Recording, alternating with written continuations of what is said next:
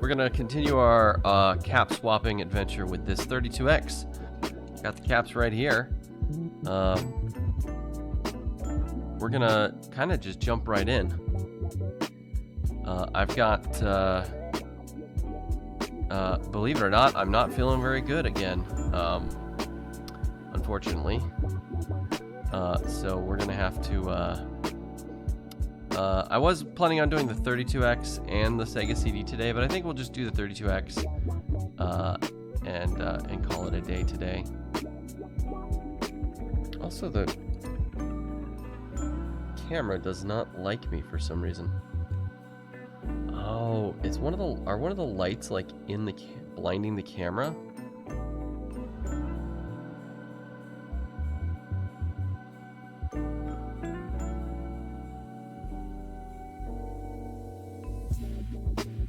Yeah, I think that's better. Sorry about that, chat. I really got a lot of adjusting to do. A lot of Oh, is the lens on my camera scratched as well? Oh. Well, that's not good. That's probably not helping things out at all.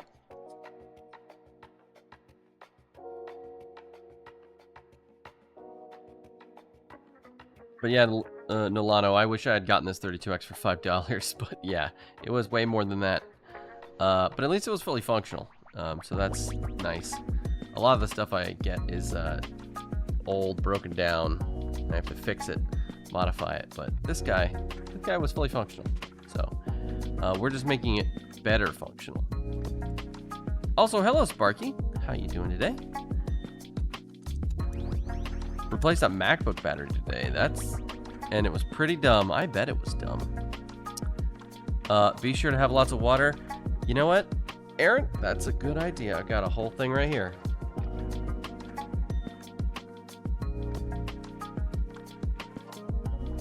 Delicious. Got most of my retro consoles for $5 before thrift stores started Googling stuff for prices. Yeah, I really miss thrifting. But now that everyone's turned thrifting into like a side hustle, there's just no finding good deals anymore. All the good clothing's bought up, all the good electronics are either being shipped off to some sorting center by the company like Goodwill to put on their website, or you know, stuff like that, or yeah, they've actually got someone coming in and you know, doing a proper price check on things, which I mean, fair enough, you know, sell things what they're worth, but also most of this stuff that a lot of these thrift stores got for free, so I feel like, you know, it's 100% profit for them basically. So if they you know, they sell things for a little bit below eBay prices, that'd be kind of cool, but you know, who knows. I also think I need to go to my optometrist and get some contact lenses to wear during streams. I don't know if y'all noticed or know this, but a little bit of behind the scenes. Retro wears glasses like 24/7. Real retro. And it interferes with the camera, picking up my mouth movements and eye movements. So I might need to switch to contacts for streams. But we'll see. I actually just was at the optometrist not too long ago. Excuse me a second. I'm going to take the RF shield off over here because I don't like how shiny it is.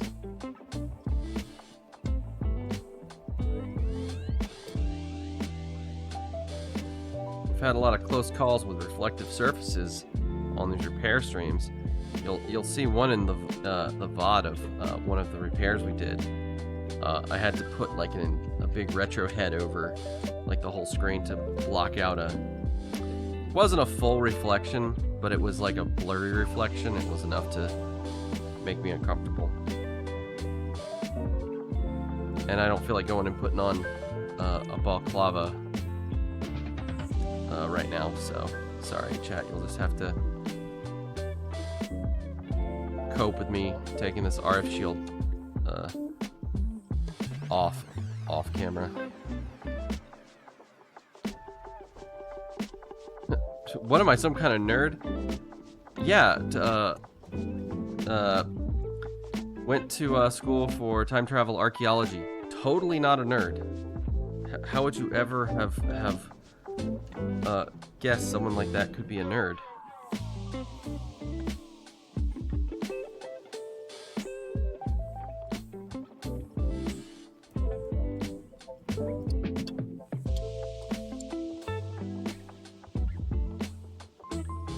Oh no, I got all of them. I was like, did I lose a screw? No, that was all of them that I took out.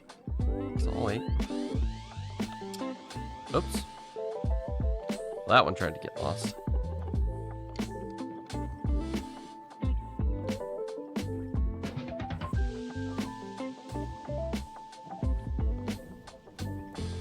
No doxing today. That's right. Sorry, got a game sphere, and because of its shiny sphere shape, wore a mask for the stream. So actually, yeah, so I'll show y'all something.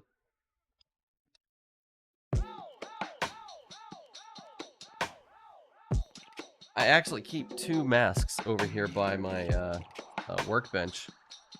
I have this one, which is the one I usually wear if I'm going to work on like Game Boy screen replacements. Like all those screens where we're replacing Game Boy screens, I was wearing this guy. Really nice. It's like a biking wind guard mask balaclava thing. And then I got this guy, which I wore to a party and then just kind of left it over here after I was done with it.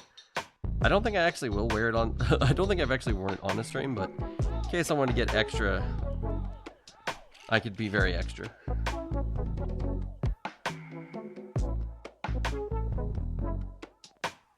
The problem with masks is it messes with the mouth tracking, but we can set up lip sync so it goes based off audio instead.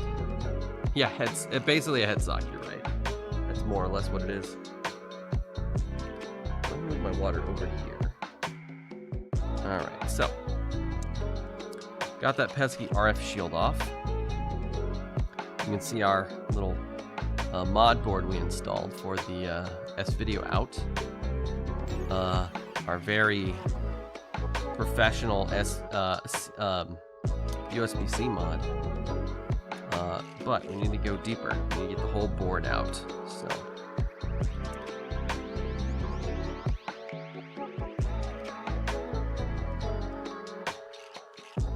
further down we go.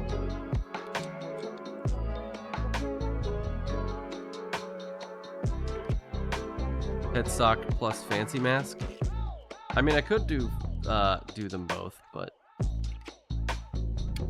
that would be annoying. But yeah, Aaron, I need to talk to you about some. You sent me some really great resources on calibrating the model when I got the stick, the Scuffy stick boy. Which I still need to implement a button to bring him back so chat can switch him in and out. I like using this model right now, so I'm being a little selfish and a little lazy. It's a double whammy. But yeah, I need to talk to you about some additional... I've got some questions.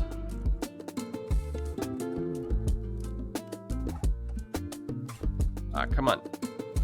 I hate getting this thing out. It's like such a awkward fit.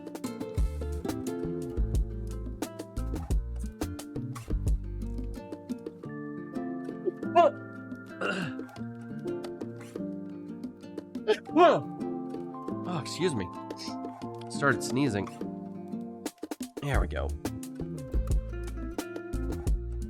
Get that shiny piece of metal out of here. Alright, so we've got our 2 boards. I don't know if we actually have to replace anything under the cartridge slot board. I think it's just a bunch of chips. I don't think it actually has any any capacitors on it. Let's see, how many capacitors do we have exposed here on this board? 1, 2, 3, 4, 5, 6, 7, 8, 9, 10, 11, 12, 13, 14, 15, 16, 17, 18. And I've printed us our list here. We've got 19 capacitors. Oh, and this is a ceramic capacitor for the video noise fix. Did they include a ceramic capacitor? No, these look like all electrolytics. Let's get them open. Oh, enjoy your lurk, Aaron. Thanks for stopping by. Good luck with the meeting. Oh, I forgot. Oh, there's a thing, chat.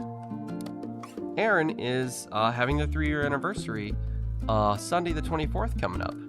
And I'm going to be participating in their celebrations. Well, it's the weekend of the 24th.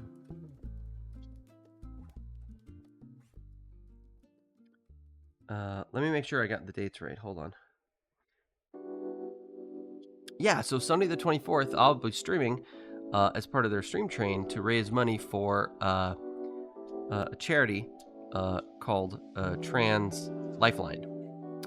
I'll be posting more information about it on Blue Sky and in the Discord. But yeah, on the 24th, I'll be streaming. I think I'll have to double check the schedule, but it's 9 a.m. to 11. Oh, they did give us a little ceramic capacitor. Almost lost it. Yeah, we're gonna put this little ceramic guy right there. Right there, chat. So we don't lose it. It's right there. So yeah, we'll have more information about that soon. But yeah, be looking out. Be sure to follow Aaron, Prince Aaron, on socials. Follow me on social. I think I actually built the command, even though it's not available.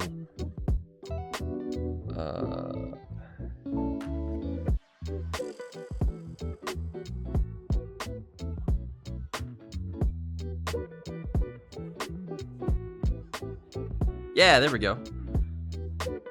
There's I have a command in the bot now to talk about Trans Lifeline. Also, I think my ISO settings are off.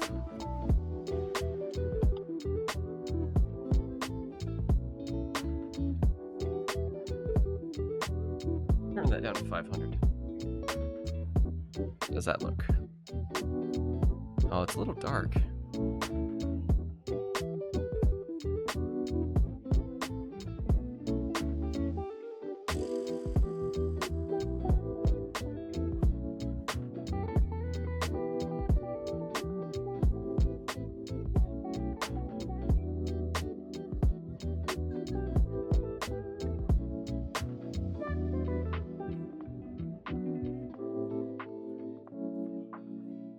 Oh, I had one of my fill lights turned way too high up on the brightness. Oh yeah, that's much better. There we go. So anyways, be sure to click the link that I just posted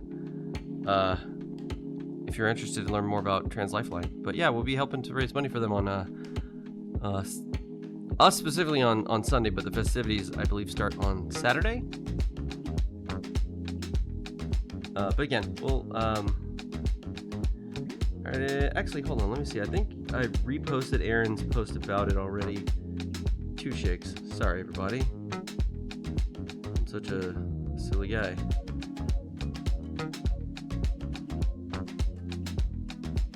Friday, it starts Friday the 22nd, 5 p.m. Central, 6 p.m. Eastern.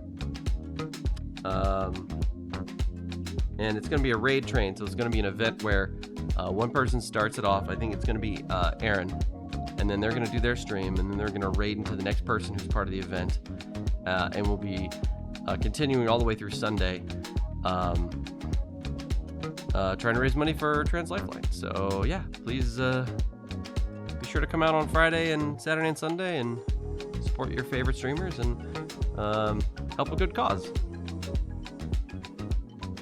Okay, sorry. Excuse me. Alright, so we probably have one capacitor under this, so let's go ahead and open this up, as much as I don't actually want to do that. might have. It might help us out. It might even make things a little easier to reach because the plastic won't be in the way anymore.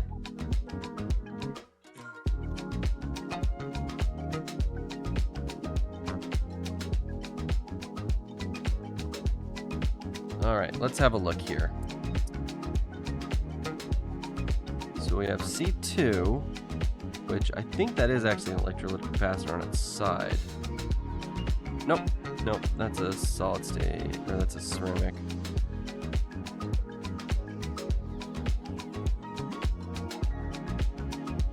Not see anything on this side. Check this side.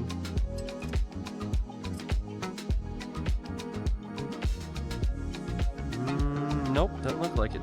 All right, so let's.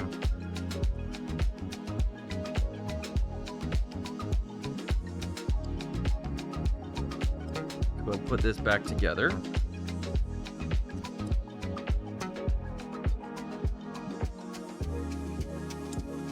By the way, I love all the bodge wires that Sega had to. Look at this, like. Look, like this is factory. Like I didn't do this.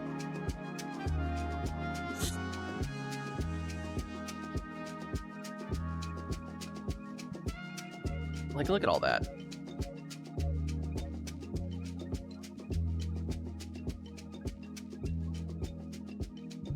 Yeah, thanks for repeating the info, Wireball. Also, hey, Mike. That ain't your thing. What is your thing?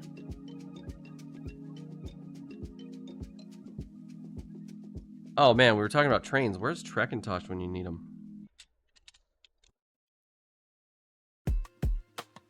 A resident train enthusiast, expert, and game developer.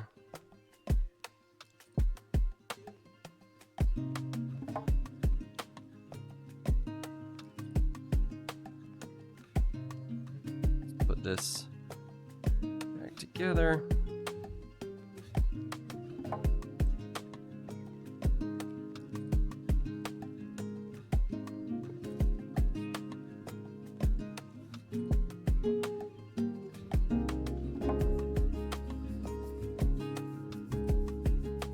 All right, so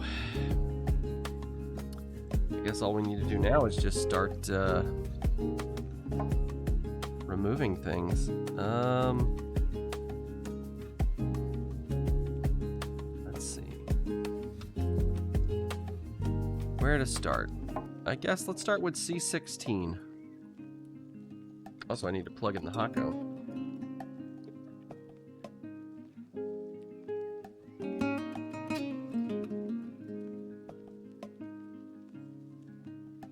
We're going to be getting a lot of use out of the Hako today, because all these are through-hole capacitors. So,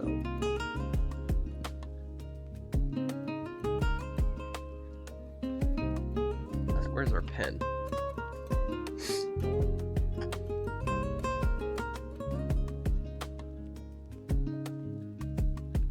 See, are these labeled pretty well? Positive, positive. Yeah, it looks like things are labeled pretty well.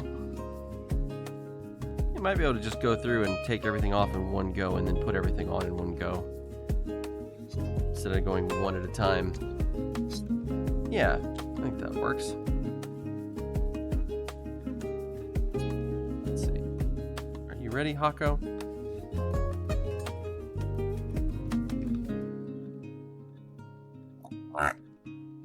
Burp.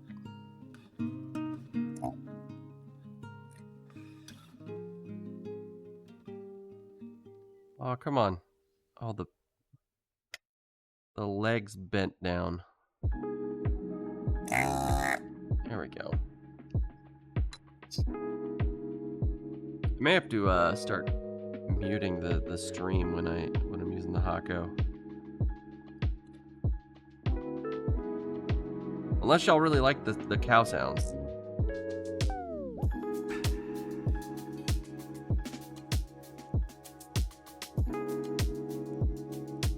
I mean, you know, I don't know what you're into, chat.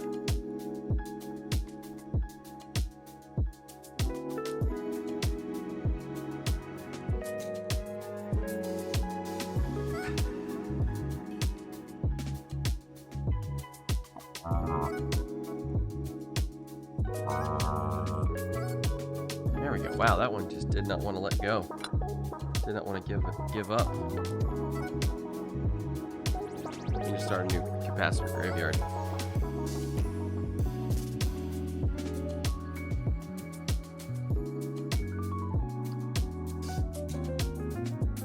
You figured I just ate a lot of beans? Aw, come on.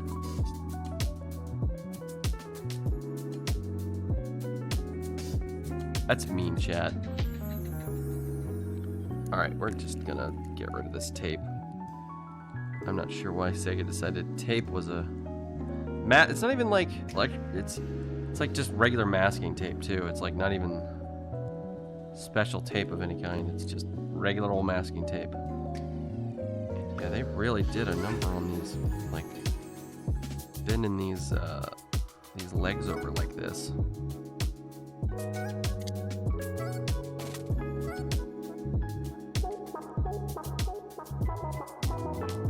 Thanks, Sega. I appreciate you making this extra difficult.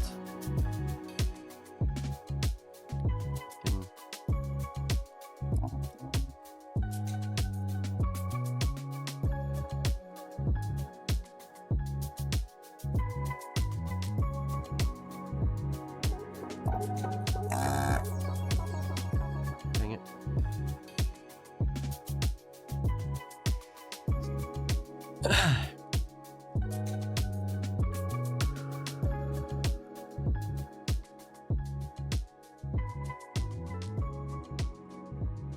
The mooing noises, that makes a bit more sense. Nolando, having a, hey Timbertide, welcome in and enjoy your lurk. Yeah, having a desoldering gun is quite useful, except when, you know, they bent the legs like 90 degrees after the hole. That makes things way more difficult to deal with. Aw, Ansky, thank you for the follow. I appreciate it. Thank you. Welcome into the collective. Be sure to stop by the break room and grab yourself some cookies.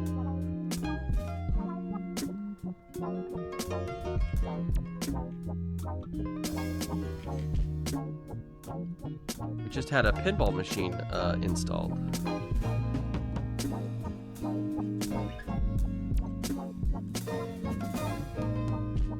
Well, I thought we could do this quickly, because, you know, through hole Paco combo, but of course, Sega had to make things difficult for us.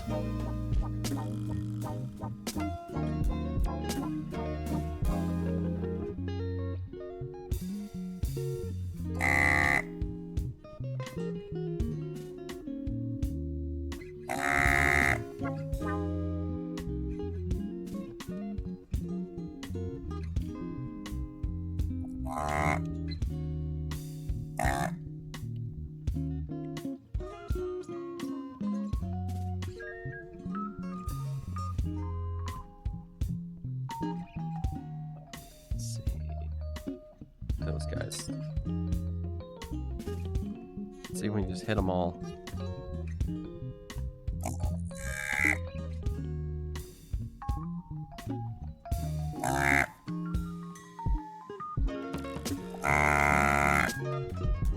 Yeah, I'm trying to do this also without rubbing on the board too hard, because you don't want to drag the tip of the Hako on the board, because it can damage the traces with the heat.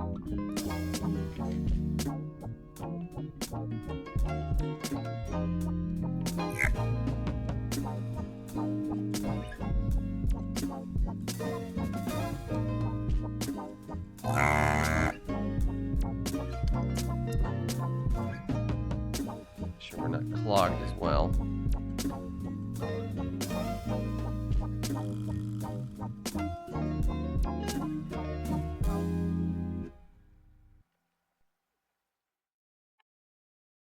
In our tip a little, because it's getting a bit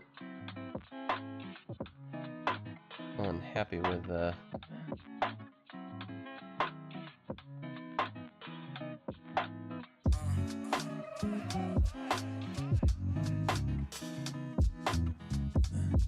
Alright, let's see if I I got enough of the solder off on these guys to get them to come out? And the answer is no. Oh, I missed as well. Let's see if I can get this one. Oh, don't want to melt the plastic. Careful. So I'm trying to get under this. There we go.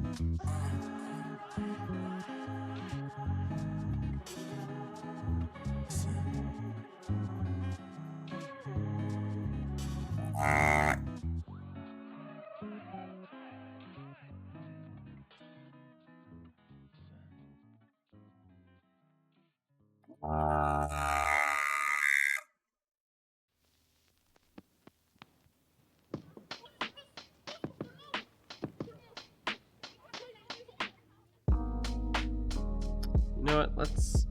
You might be struggling with. Notice that one that we're struggling with is on the ground plane. So I'm gonna up the heat on the Hako to. We were at 375. I'm gonna pop it up to 425, I think.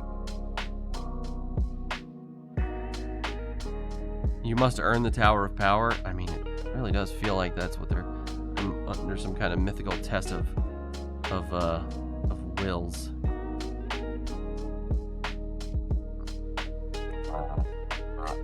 Come on.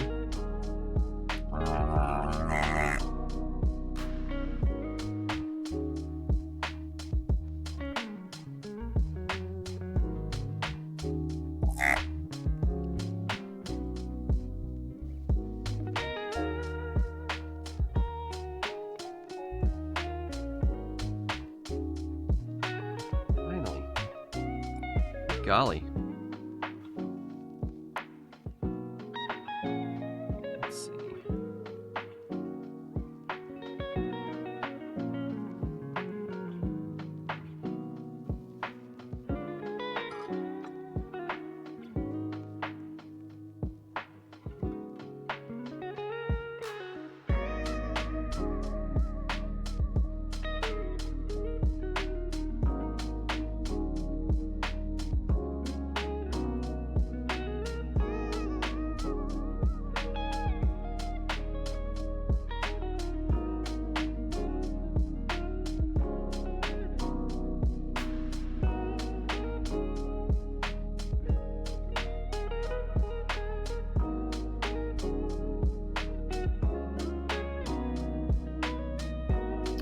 You know what?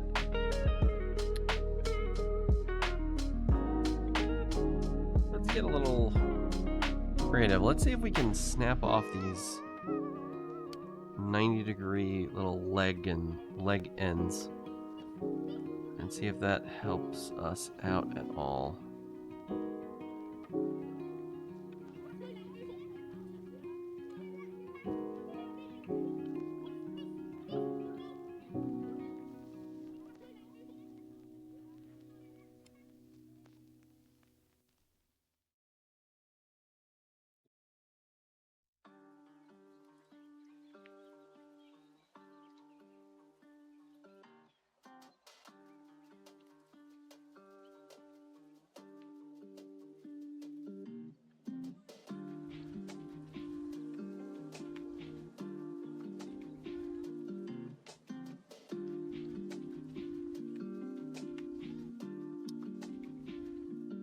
Chat.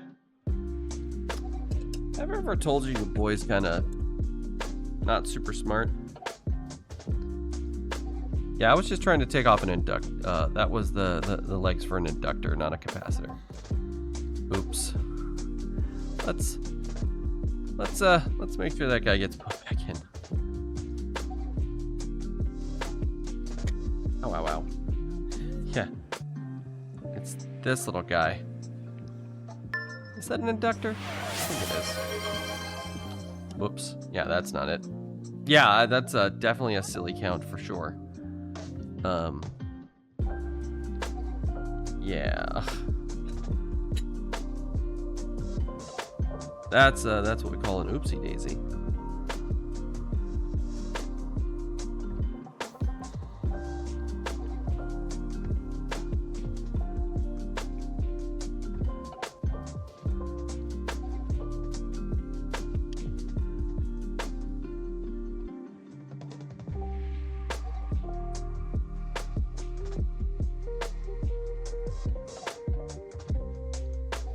That one right there, and it just will not.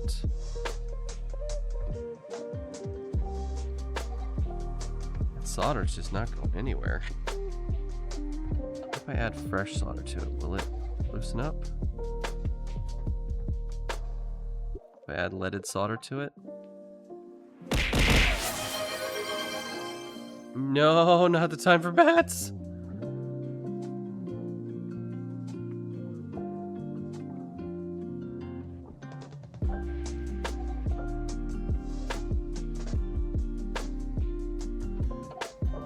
Gotta hit me with the bats while I'm like so focused. Oh, got one of the legs out.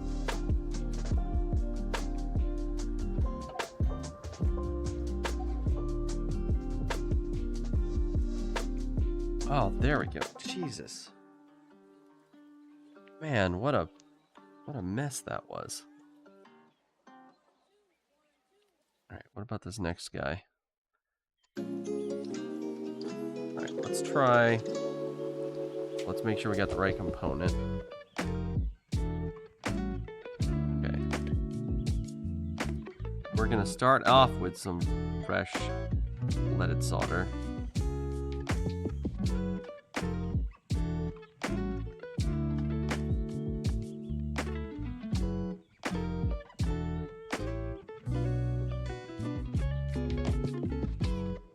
We're gonna hit it with the Hako.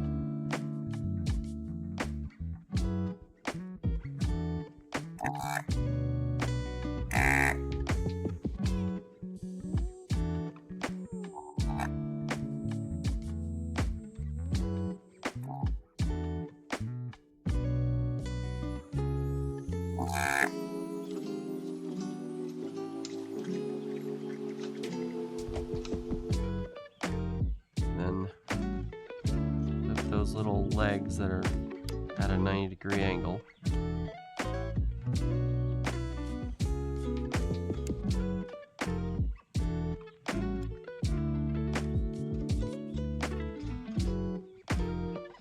And see if it'll drop out. A little bit of heat. Don't melt the plastic.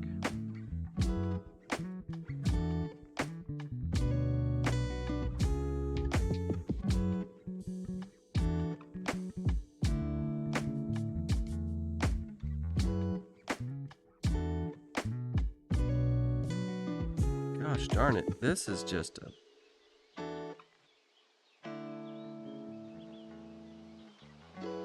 Oh, there we go. Man, these legs are just like ridiculously hard to get out. Yeah, we're definitely gonna have to do a lot of cleanup as well after we're done here. Alright, let's move on to this pair. See if our system can continue. Add some extra solder. So the reason why, in case you're wondering, chat, why we're adding solder is in case they use unleaded solder. Unleaded solder has a higher melting point than leaded solder. and so by adding leaded solder to the joint, we effectively lower the melting point of the solder that's in the joint, which will then make it easier to remove the solder and the components. Easy peasy.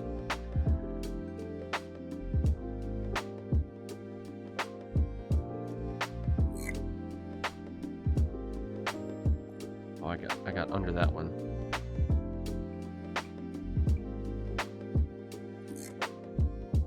Under that one too, so I was able to kind of pull it back up with the nozzle.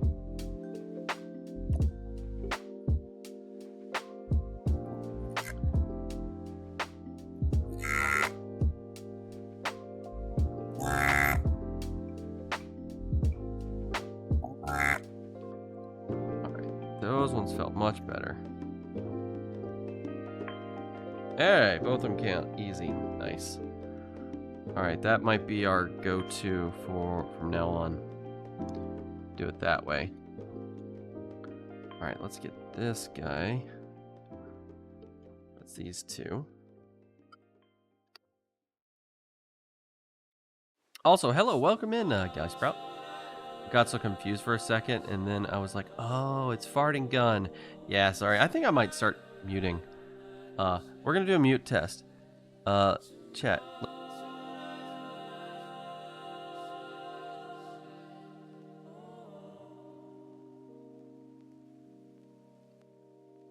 Did you hear anything I was saying there, chat?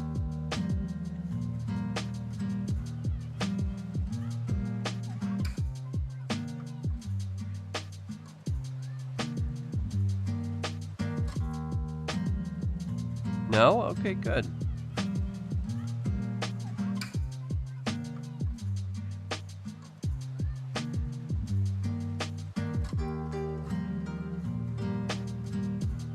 Alright, so I'll try to mute the microphone when I'm using the Hako, so no more farts.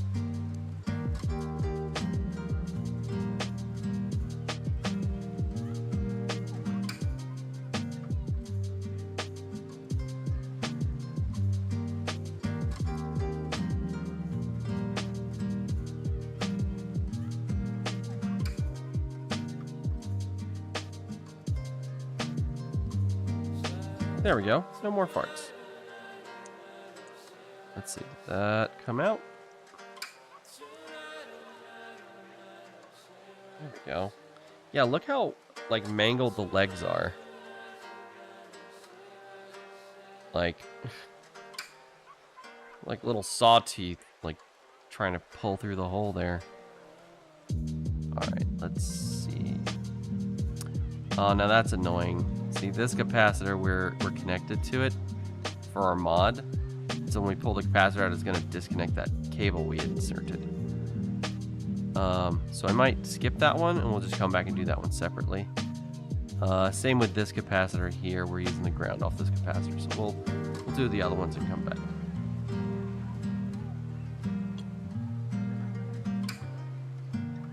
Oh, you like the silly moo sounds? All right, well, I'll leave them in. I'll leave them in for you, chat. If that's what chat wants, that's what chat gets. Who am I to deny chat what they crave? I'm just one man on the internet, traveling through time, fixing old consoles. I'm no one special.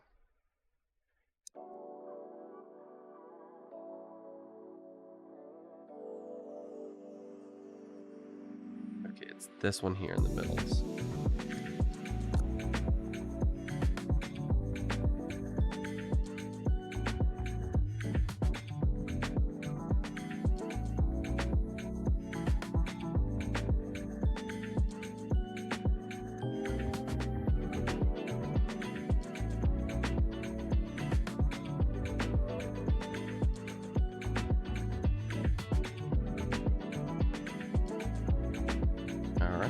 Go ahead and let's see, we're doing that one,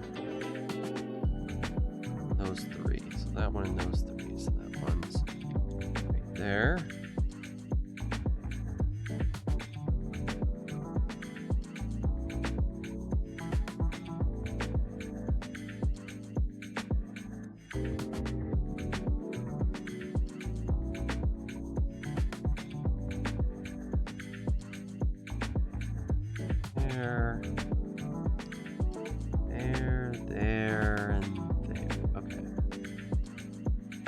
here.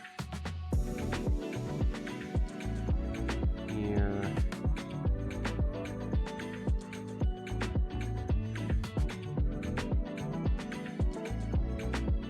Here.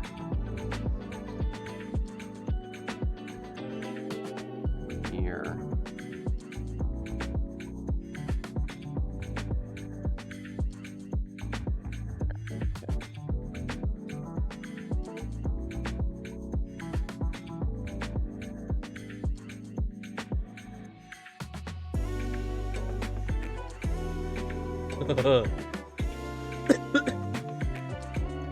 Yeah. I set my arm down on the Hako, and I melted my shirt a little bit.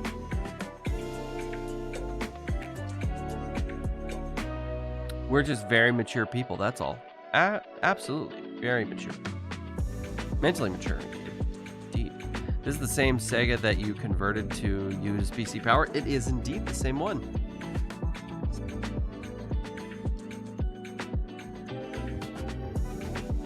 It is indeed. Alright, let's do it. Make sure I didn't. Okay, that's the inductor there, so let's.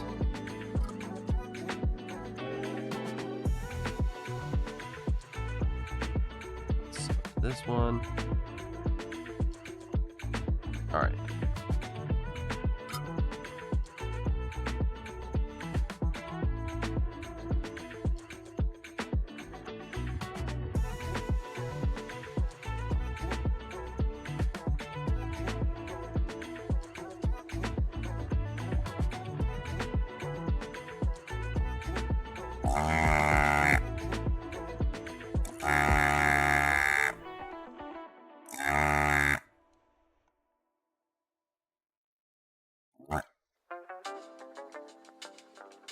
Out of there. Next. Oops.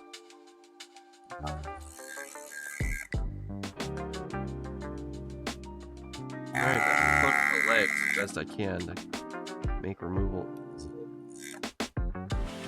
There we go. Let's see. This one.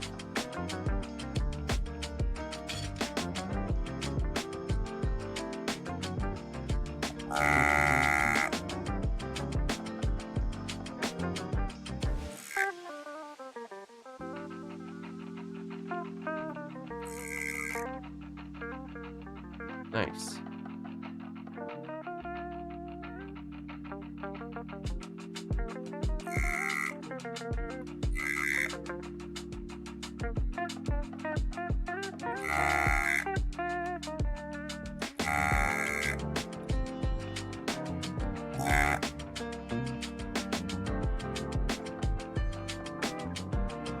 All right, so we've only got these two over here to do, and then these two will do separately as our own thing, because we don't want to mess with our mod at all. So we'll probably do those two capacitors first, and then we'll replace the other ones afterwards.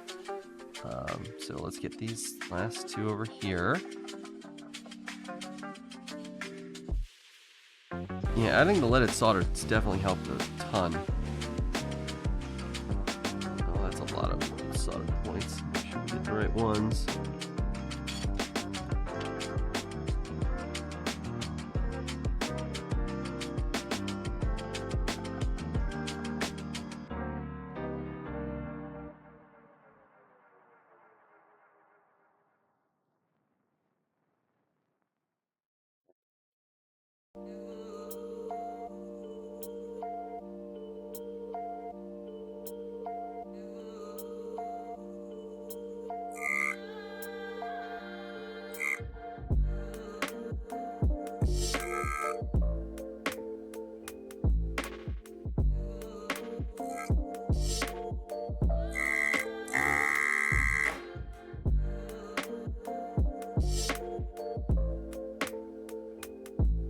Got it?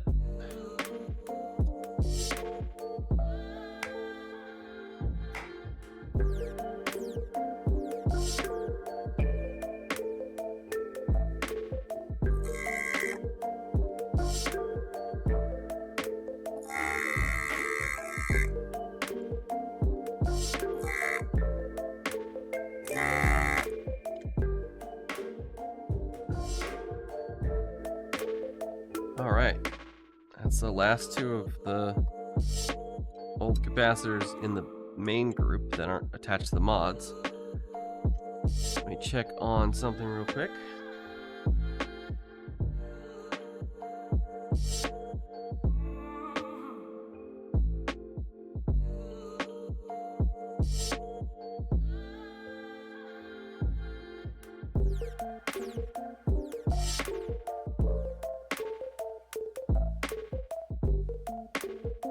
Alright, so we got 4.5 minutes until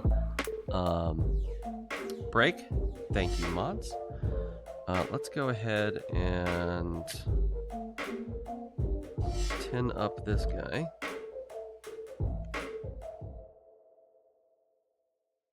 Or I should say add unleaded solder to, add leaded solder to it.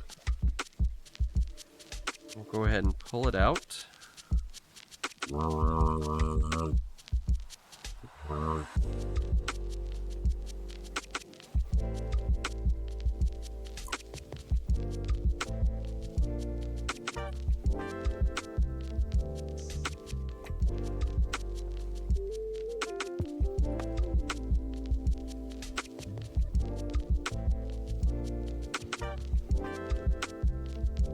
right, I can see our wire we soldered in there is still sticking through there. So that's good.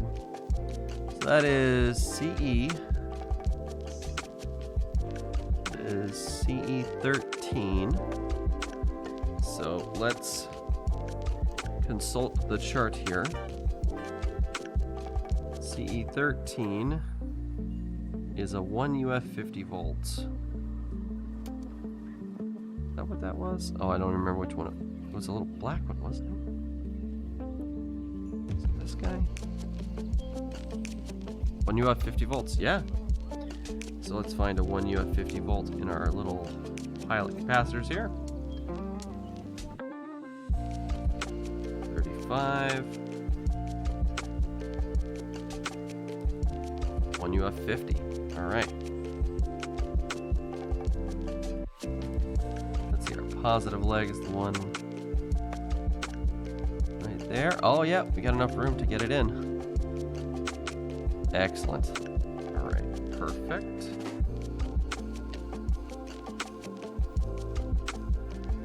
We'll just drop some solder in there.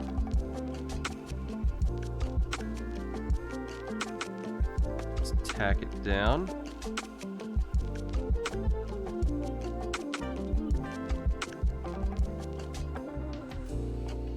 All right, now I can properly solder it in place.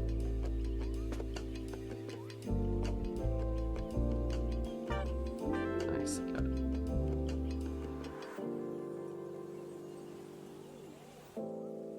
Here we go.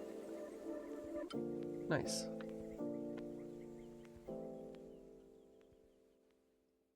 Go ahead and turn off the Hako since we're... Oh wait, no, we have one more. We're gonna have to take off with the Hako.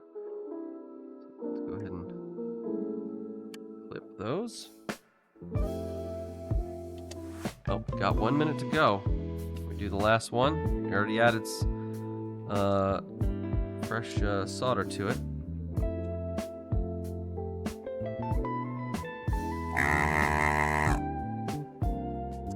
Oh wow, just came right out.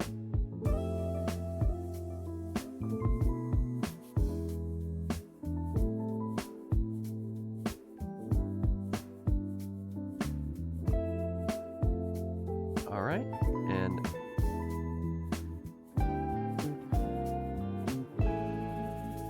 yeah, it came right out because that's the one I just replaced. Ah, shoot. All right, chat. We're gonna take a 3-minute break. I will be right back. Okay, don't go anywhere. Why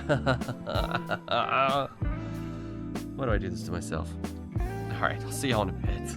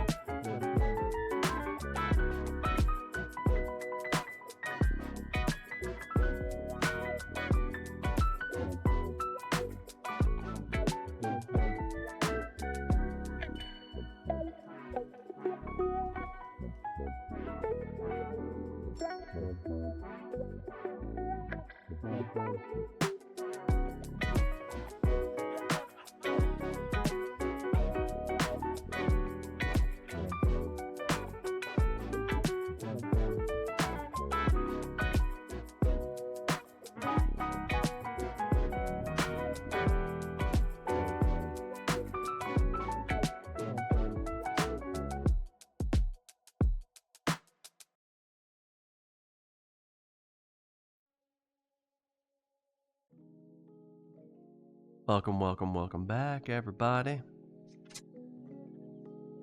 Oh. Alright, so I think... There we go.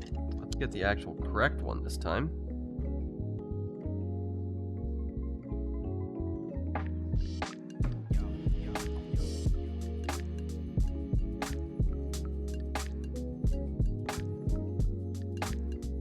Oh. Our wire came with it. There we go. Got it off. I was able to find the correct one. There's more than one in our kit here, and so I just matched up the I think these are the batch numbers or some kind of manufacturing code, which didn't match on the other one on here. So there were two in our graveyard, and one matched this and one did not. So I went with the one that matched. Put it back on. So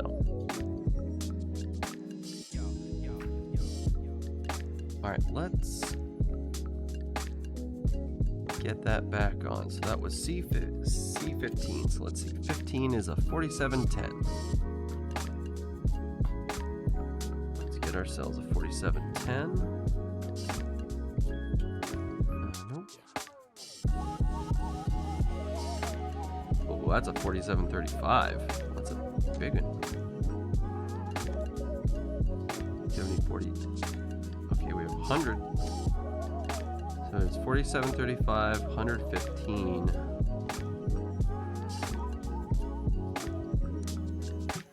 1050.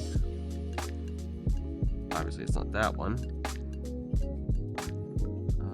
We've got a 22016. I think this is also 220.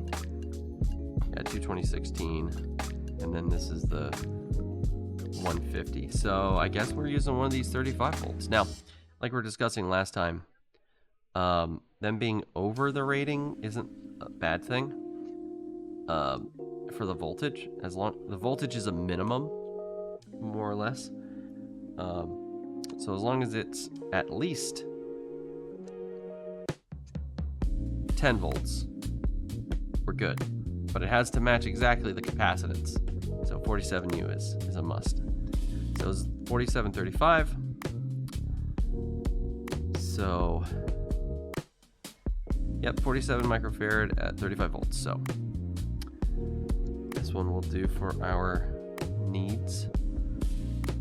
And what we'll do is we'll stick this wire down in here as well. on the negative side. We'll get our negative in the for the capacitor in behind it.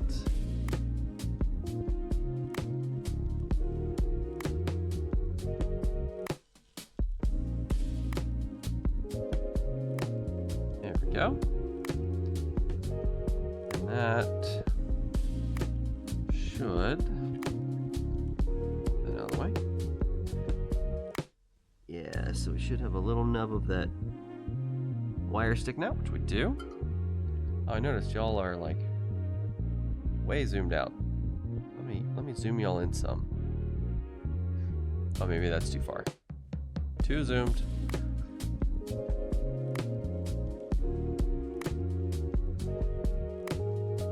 Yeah, it's just a breakdown voltage. Yes, exactly. So what breakdown voltage means is at what voltage the electrolytic fluid starts disintegrating.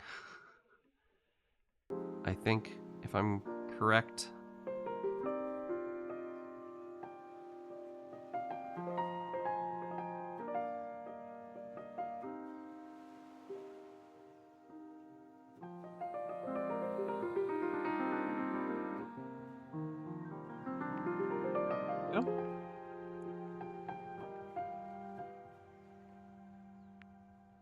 Nice.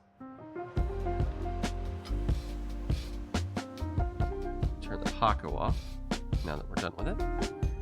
Make sure. All right. Yep.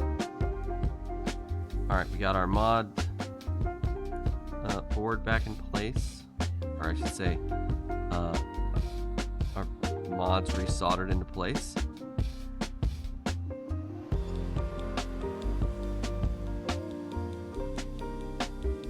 Start replacing capacitors.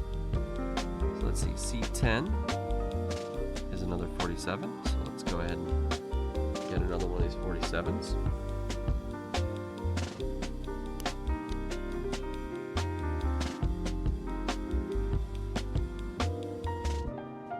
Of course, higher voltage ones tend to be bigger physically, which can be a bit inconvenient when tolerances are tight, such as around CPU sockets on motherboards. But you're right, the electrolytic turns into a conductor, and the capacitor is damaged by the produced spark. Oh, that's not good. Disintegrating, in other words. Wow, yeah, like literally disintegrating. Thank you for that, Fireball. I think we've all learned a little something about life today. That everything breaks down every once in a while, even capacitors.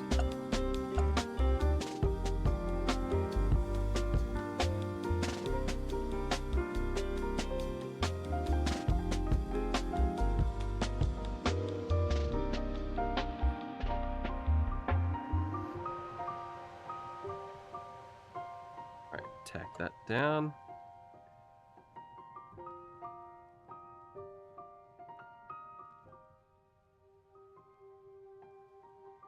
Yeah.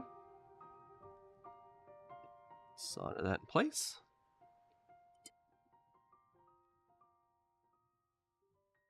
We can flip these legs off.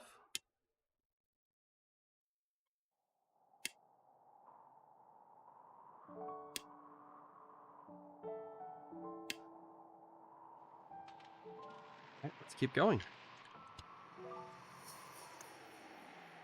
Hey, the Bricky, welcome in. Now those are some sexy hands. So Chad, I was actually thinking about, because we have a new model, since my model,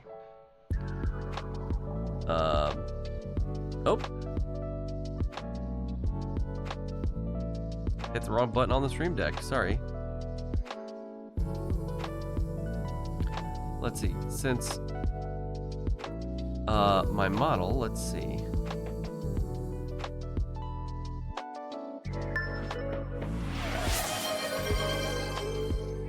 Silly count, yeah, that's, I mean, it's very silly, for sure. But since my model now has bare hands, with little finger gloves. I was thinking maybe I should do my hand streams with finger gloves instead of actual gloves in the green screened sleeves. I don't know. What do you think, chat? Let me know your thoughts. And while y'all discuss that, I'm going to start working on C12.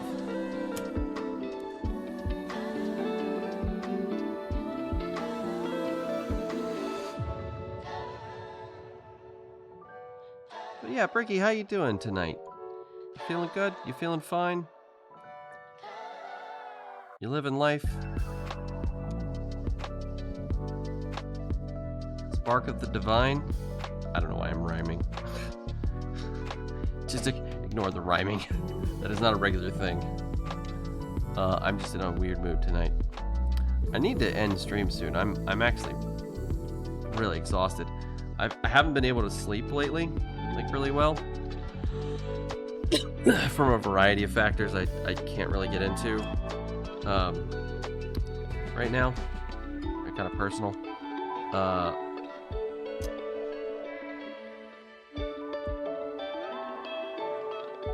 But I'm also a little congested, which is not helping matters at all.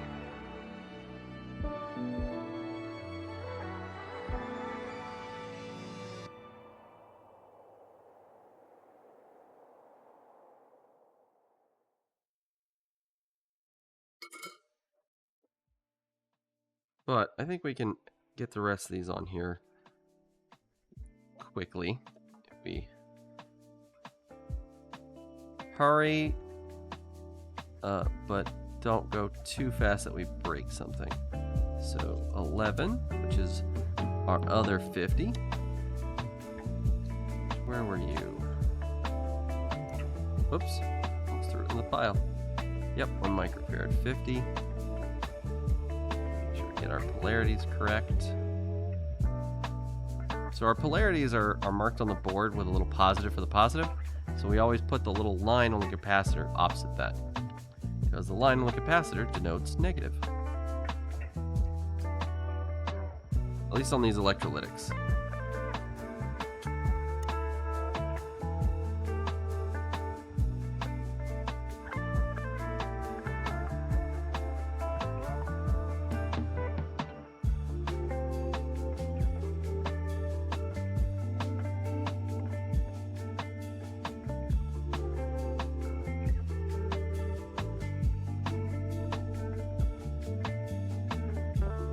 What's next? Let's go down the line. 14. 14 to the 100. 10.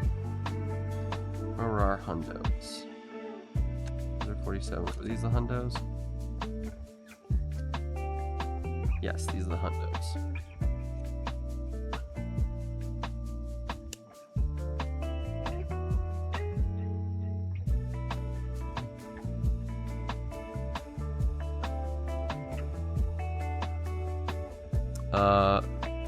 Feeling good. Got the whole week off for Uboon holiday.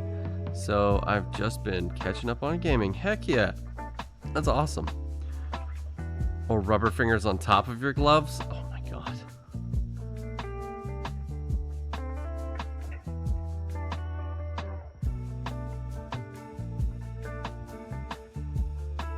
If you wear the fingerless gloves, won't you get shocked? I don't actually wear these gloves to protect myself from electrical shocks. These are just nitrile gloves. I do it, one, to keep my hands from getting gross with like some of the grocery things we do. Nice! Hey, welcome in, everybody. I'm Retro VT. I do retro stuff. Tonight we are changing capacitors out on a Sega 32X system. Right here. And yeah, it's been giving us some grief, so we're gonna replace the capacitors to hopefully get us a more consistent gaming experience with the piece of hardware. We're just catching up with chat. We were debating whether I should switch to fingerless gloves because my new model isn't wearing gloves, unlike my old model. I think fingerless gloves while repairing electronics would defeat the purpose of having the gloves. Which is to protect both the electronics and you. Actually, that's a good point. It would... I would get my finger grease all over stuff. It does keep the finger oils off. Ah, yep. Beat me to it. And greetings to you, too. But yeah, thank you for the raid, Royce. Welcome in. How is Royce tonight? What are y'all doing? Hi, I also here, but I have no audio right now. Aw, well, hello, Archivist. If you have no audio...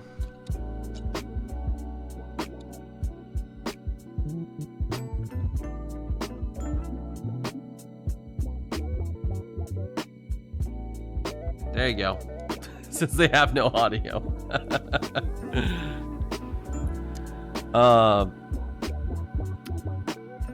Oh, there's Trakintosh. Hey, Trakintosh, welcome in. You need to update the stream title? I do? Oh no, what's the stream title? Did I not update the stream title? Wait. Now replacing capacitors on our 32X. No, that's correct. Or did someone redeem a stream title change? No, they did. Trakintosh redeemed the title change. Royce is too down bad to title a stream. Okay. We'll do it. Why not? We'll have fun tonight.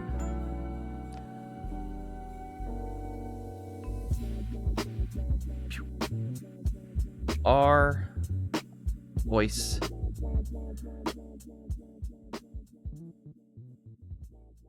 There we go. I redeemed a change. I saved you. I am your protector. Thank you. I actually would rather... Yeah, Trek, you beat Royce to it.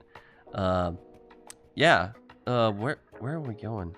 The timing a mere second before Royce raided, I suspect, was intentional, was it?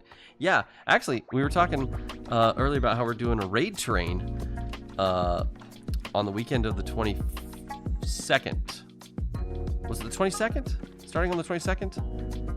22nd, 23rd, 24th. Yes, 22nd, Friday. We're going to be participating in a raid train for charity. And we're like, oh man, we need Trakintosh here. And now you're here. So. Alright, so we were doing 14, which was a hundo, right? Yep. Alright, chat, let me put this guy in so I don't goof this up too bad. Oh, one other thing we need to do is this 32X, we modified it to use USB-C for the power instead of a wall wart. But I noticed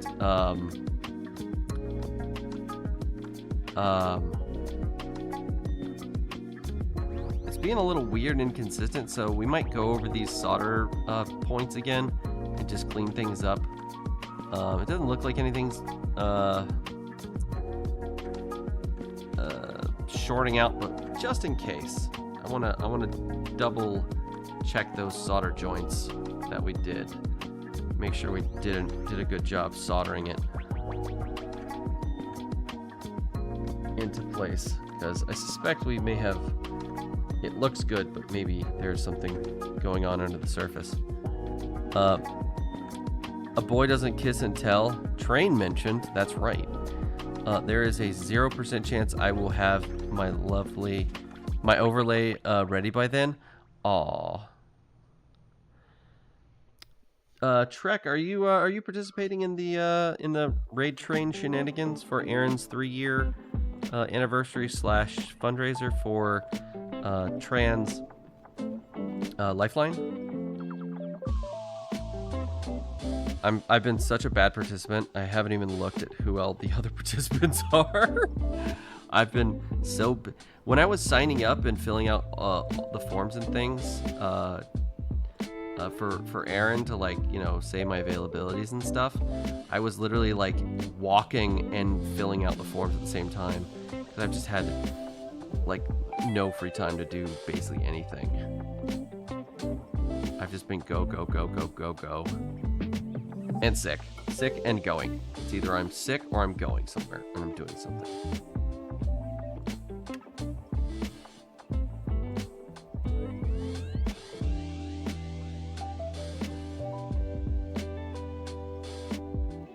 No one answered, or I missed it if they did. What was Royce doing over on their channel? I want to know.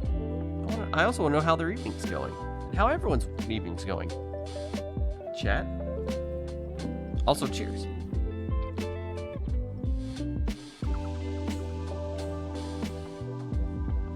Ah.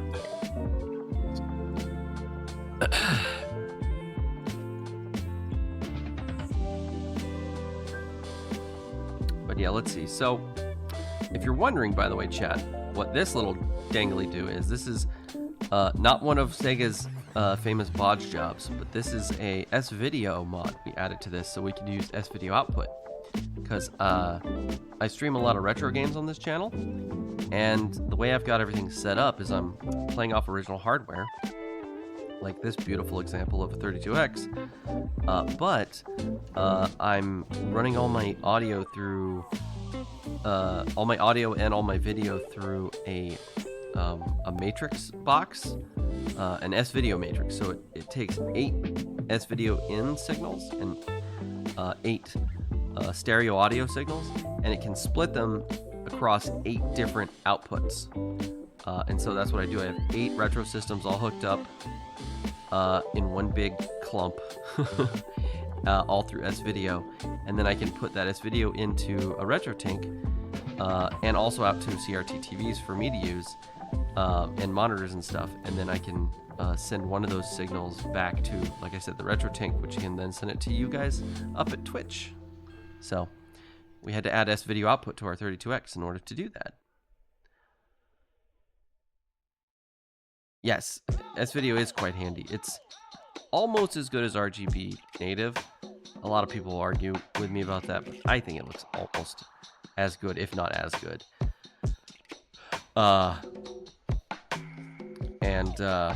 It's also a tiny little connector, which is, I mean, nice and handy. I don't actually have a SCART connector handy.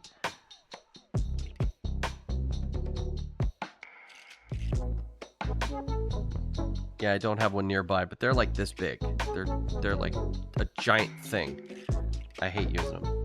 They look great. I mean, no arguing that doesn't look really good, but I just don't think the juice is worth the squeeze, chat, if I'm being honest. I don't think it's worth all the extra effort you have to go through to get it working and hook it all up, and you know, especially if you're working off multiple consoles like I am, it's just a big pain in the batukas. I should have made this wire short. I don't know why I was being lazy. Just kind of. All right. Okay, so we've got to get moving here. So let's see. We got number 9. That's a 4710. Let's grab one of our 47s, which I believe are these guys. Yep.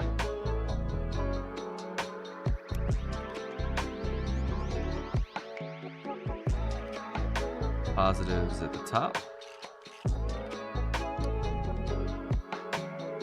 Try that again. Positive is at the top. Here we go.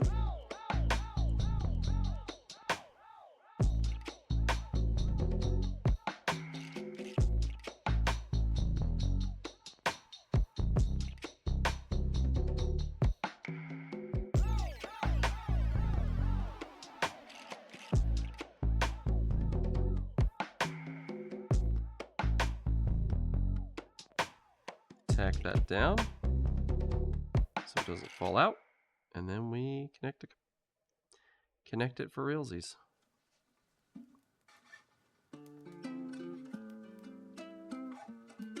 There we go. And we cut the legs.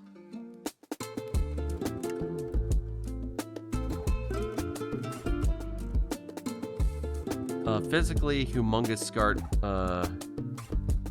connectors. Yeah, they are just ginormous. They're just gigantic. Actually, Wireball, if you could find a picture of one online, you could drop a link to it in chat so people could see.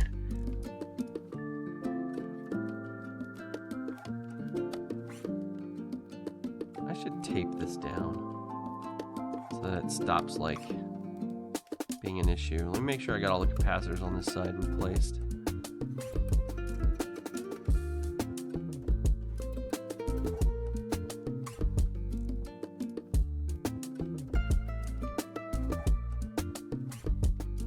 Yep, looks good. All right, let me get a piece of tape and just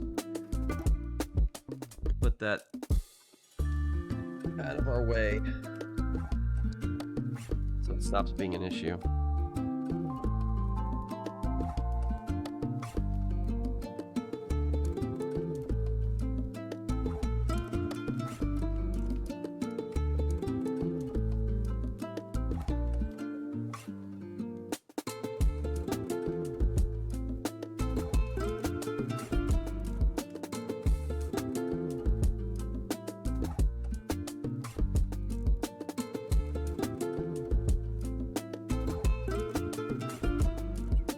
Cover that screw hole.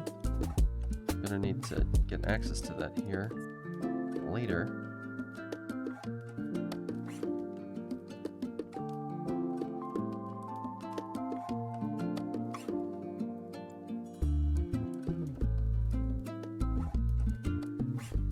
Oh, that piece of tape is like way too long. Cut that.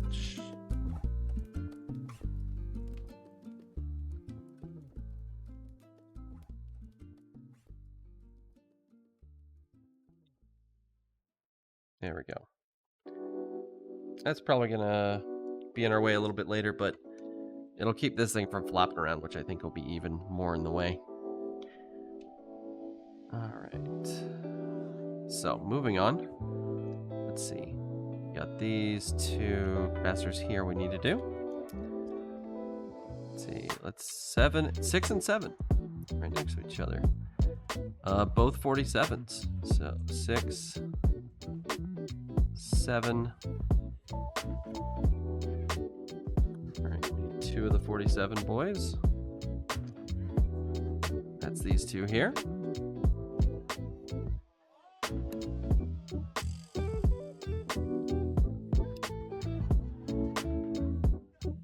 By the way, Chad, I forgot to say this at the beginning of the stream. If you're coming from Royce's channel and you need to lurk or raid and run, please feel free. Get yourselves food, water, bathroom breaks. I'm getting my water now.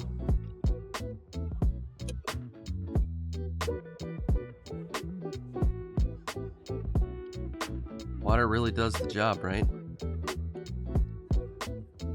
All right, let's see. Positive is this way on both. Okay. Let's see if we can get both of these in at the same time. Oh my god. Posture is checked. Mr. Sprout. Or Mrs. Sprout. The Sprout. Let's go with the Sprout. So I don't even think I've ever asked your pronouns, Galley Sprout.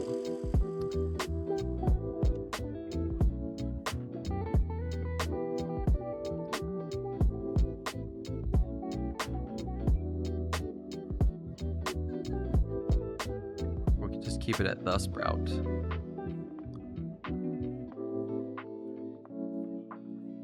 It's really up to you.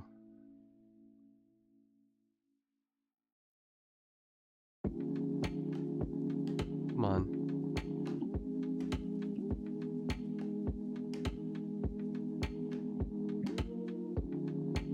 Just need them to stay in place. Just a little bit of solder to stick them.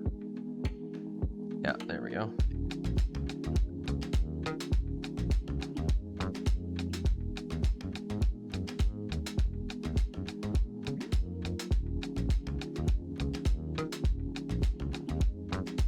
Oh no, it fell out because I did the. I did the one that was tacked first, like a goober.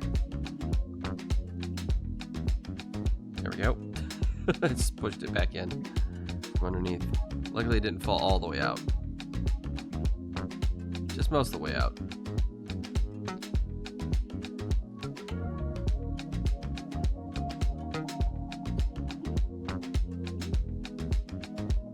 Plenty of room on the SCART adapter blocks that some companies produced.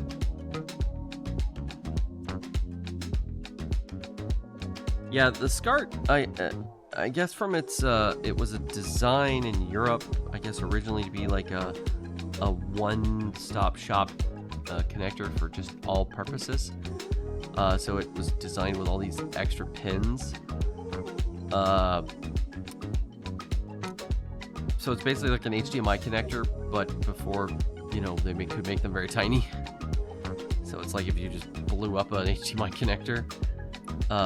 And also it's analog, not digital. But quite interesting concept. But didn't really take off outside of Europe. It was used in Japan some, I think, but I want to say Japan mostly stuck to RF adapters and, you know, kind of like this, a lot of the stuff we had in America.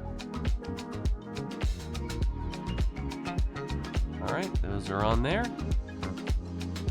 Let's move on to,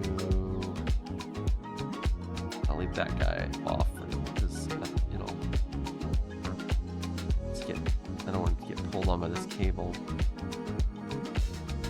Alright, let's start at the top then. So, CE16 is a 220. 22016.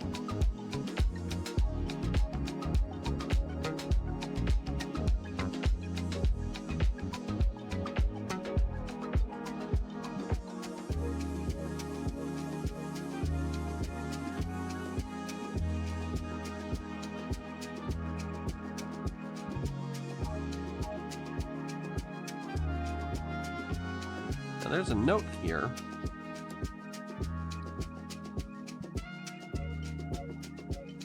That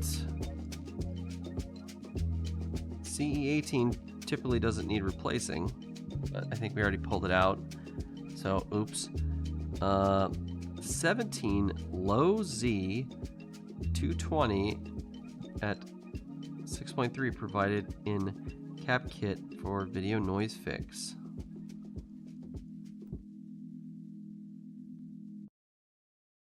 Huh. Interesting.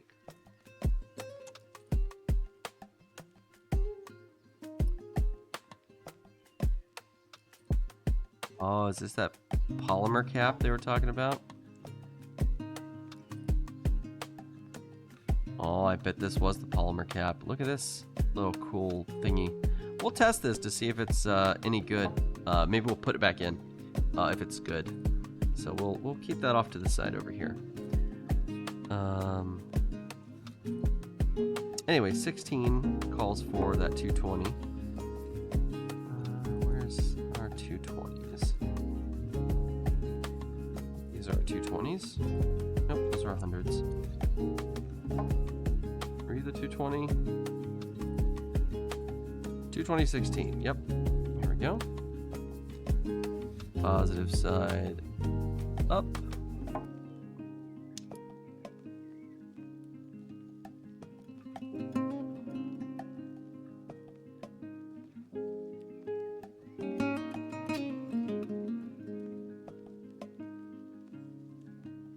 Everybody hanging on in there? I know I keep saying, oh, we gotta go anytime soon. But I figure I can't just stop after we got a raid from Royce. And a stream title change from Trek.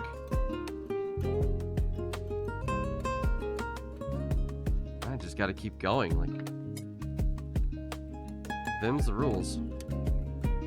I don't make them. I just try not to break them.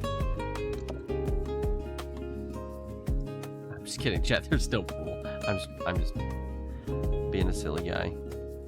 Let's see, 8. I just realized. Yeah, saying that might make Royce feel bad. That he's making me keep streaming when that's not the case. I'm having a lot of fun actually. This is pretty chill. I know it's not the most action-packed stream in the world, but I think these are fun. These streams. And I think, by the way, for the fundraiser, we're gonna keep the GameCube repairs on hold because I've got another cap kit for the Game Boy and the Game Boy Player. We're gonna hold on to those until the charity stream. That or I'll play, or I'll do some Gunpla builds. I don't know. Actually, what do you think, chat? What would be better? Placing capacitors in a GameCube or building Gunpla for a Sunday charity stream?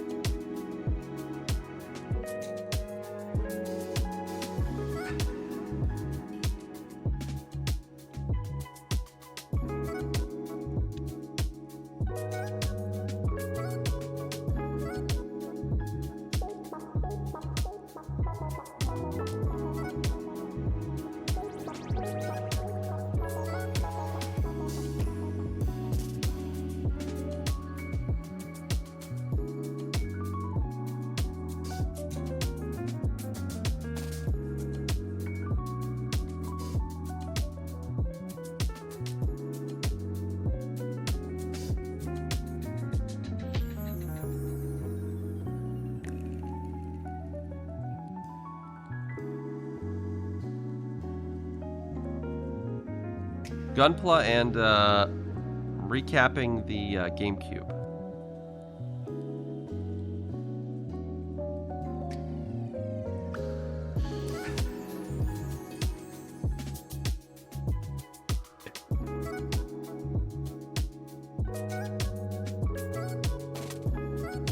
Actually, the more I think about it, maybe the Gunpla.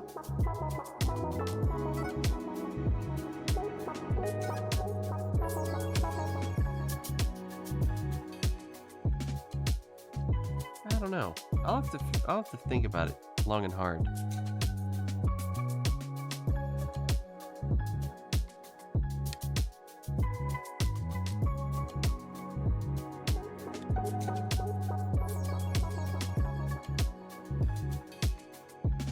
All right, CE20 is a 100. It's one of these guys, isn't it? Yeah.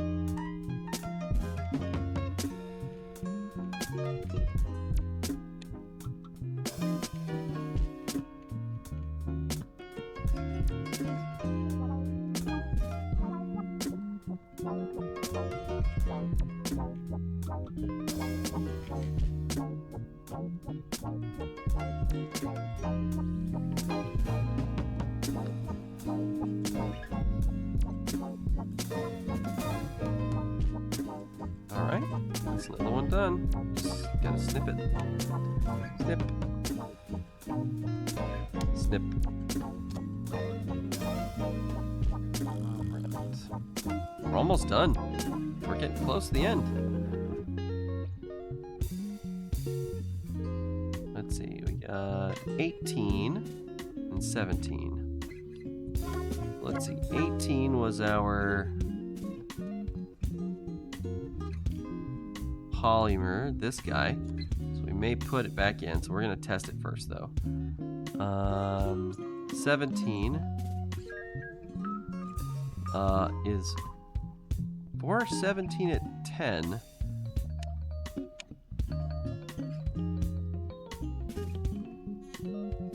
But it's saying 2200.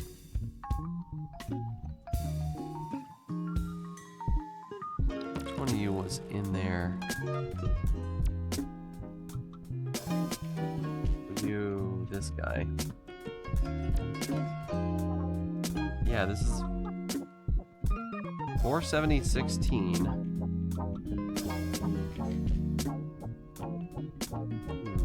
Well, let's give this a try. I mean, worst case scenario, I'm pretty sure I got plenty of 42016s, or sorry, 47016s hanging around in my parts box, so.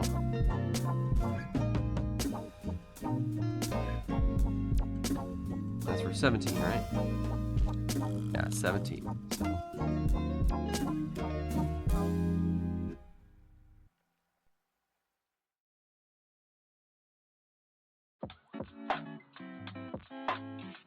Oh no, the hole's a little clogged.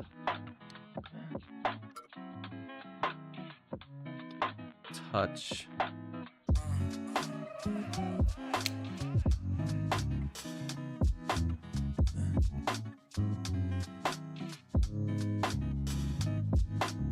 Oh, now it's a lot clogged.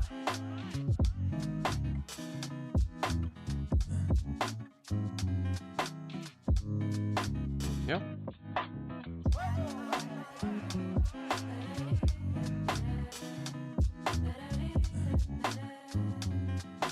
Oh, come on, don't make a cold joint.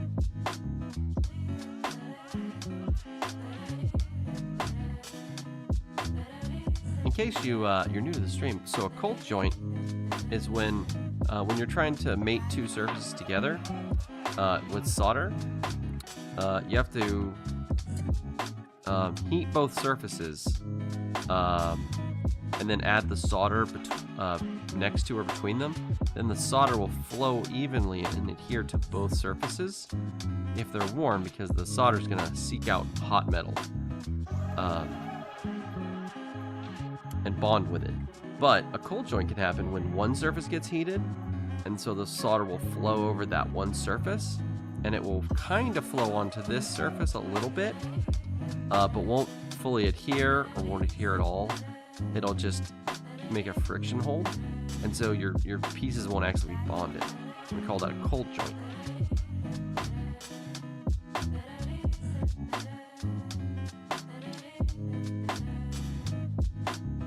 And, you know, because the two pieces of metal are touching, a lot of times cold joints hard to diagnose as a problem because it'll work intermittently, or maybe it'll work for a number of months or years before it becomes a problem. So yeah, you always want to be careful and make sure you don't do a cold joint, because it can just be a pain in your butt way down the road when you're not thinking about it, and that you won't, you know, sometimes you won't think to check, oh, did I do a cold joint when I replaced these capacitors 5 years ago? Let's see, we got a 1016, the next one.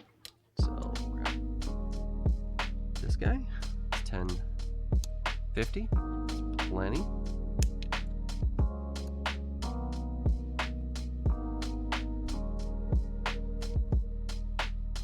And positive is the top one.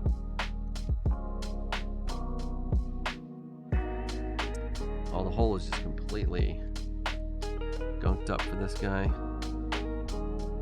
Yeah, this is one of the ones we were having all the trouble with.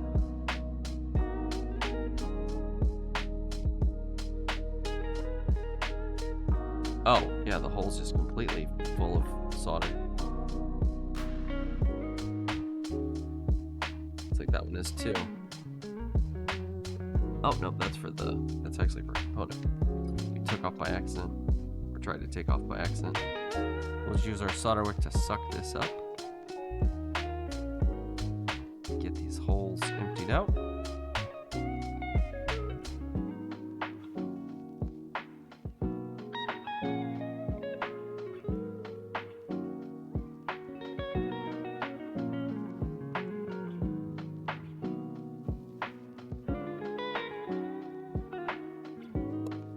Does it feel like there's something in that?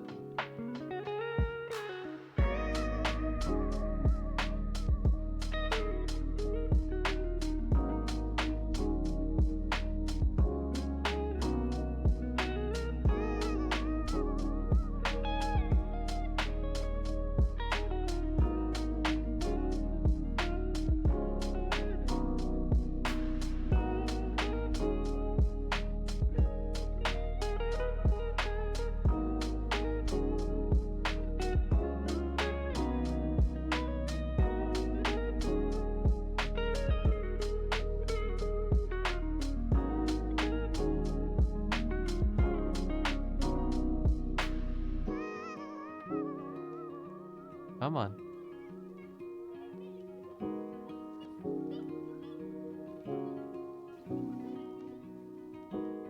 Oh, it's so close.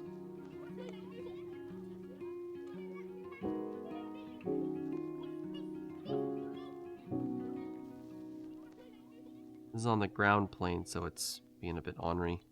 Actually, let's put fresh solder in it. Let's just solder it up.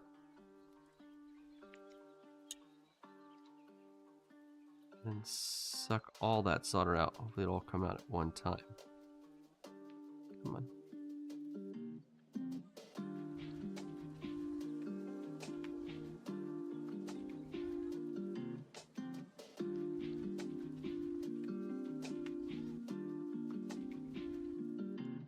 Hopefully that's good enough to get our capacitor through.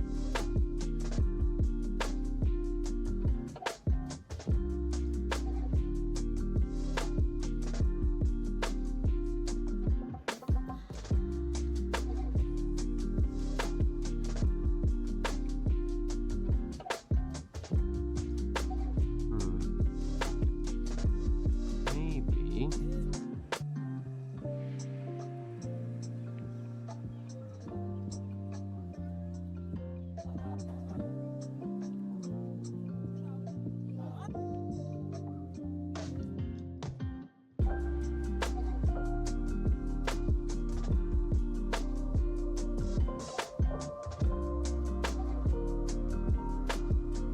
There we go. Yeah, that one was being ornery. Really ornery. I guess it's because it's right in the middle of that ground plane.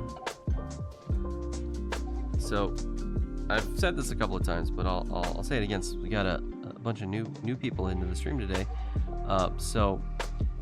When you've got a ground plane, so you see how this big flat area, where it's like a big green, like someone dumped, like a fill tool in Photoshop or MS Paint.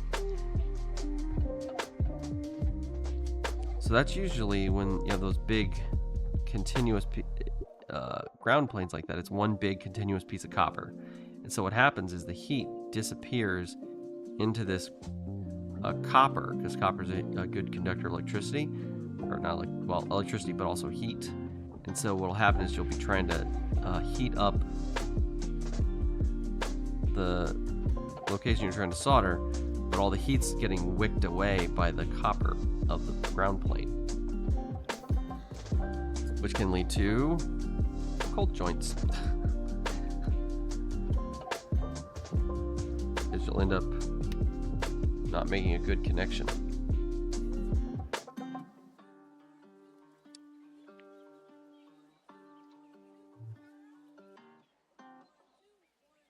Now, let me take a good look. So you can usually also tell a cold joint by the way the joint looks physically.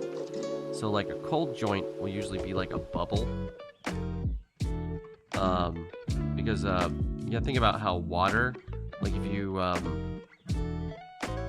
had a drop of water, right? And you stuck a pen in the drop of water, you would see the water kind of climb, the water drop kind of climb the pen a little bit.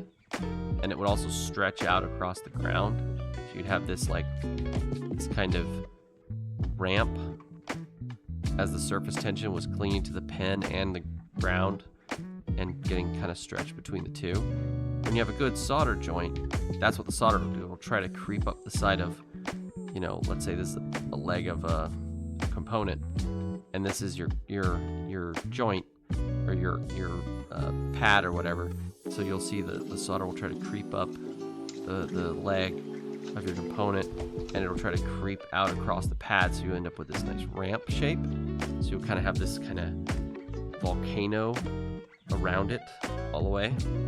But if it isn't, like if the ground is, if the pad is getting heated, but the part, like the leg isn't getting heated, what'll happen is it'll stretch out across the pad, but it won't try to climb the pin or the leg of your chip or whatever, and instead it'll just kind of bubble.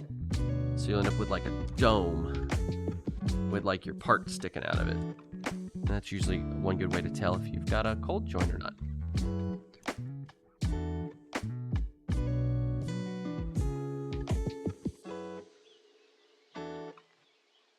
Alright, enough yapping.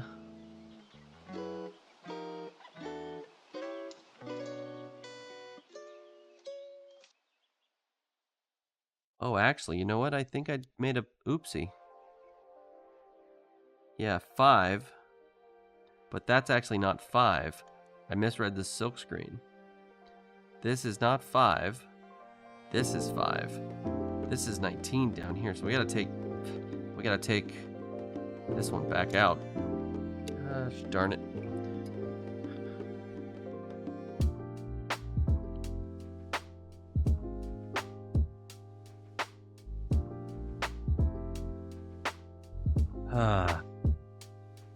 This is what I get for doing these repairs tired.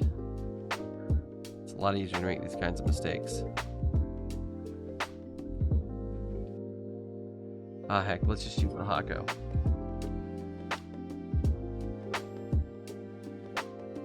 Those big ground planes really conduct the heat away from the soldering iron. On a side note, copper is more thermally electrically conductive than gold, but gold doesn't corrode very easily, which is why it is a popular choice for electrical contacts. I think gold actually is a better electrical conductor, but not a thermal conductor. But I could be wrong. You might be right about that, Wireball. But yeah, it does not corrode, so it doesn't oxidize, so gold is nice.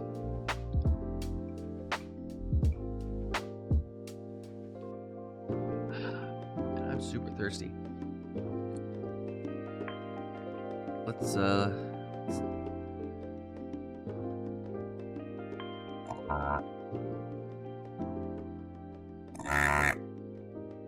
oh man, Hako made short work of that one. It started with the Hako. Could have cleared that solder joint out a little easier. All right, so put this into correct CE5.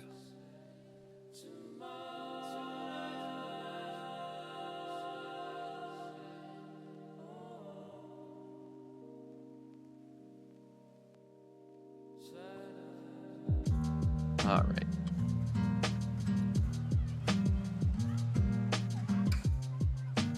No, it doesn't look blocked.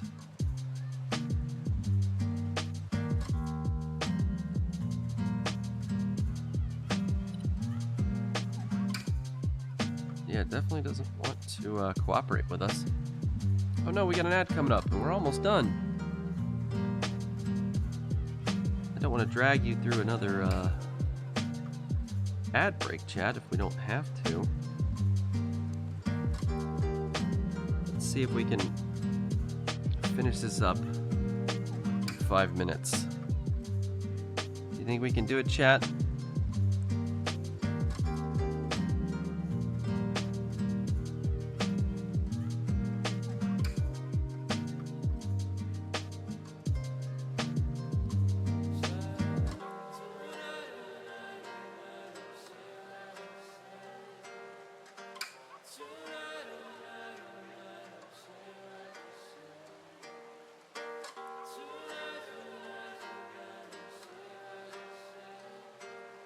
Correct. Capacitor in there. Let's see, we got 3 to go, and we'll come back to this one. Let's see, this one is 19. 19 is a hundo. We should have 1 hundo left, which is this one. Yep.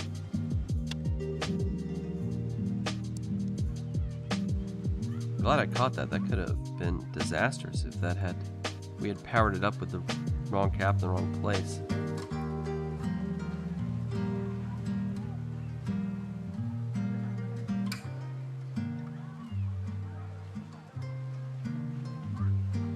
I think this one's gonna let us just put it straight on without tacking first.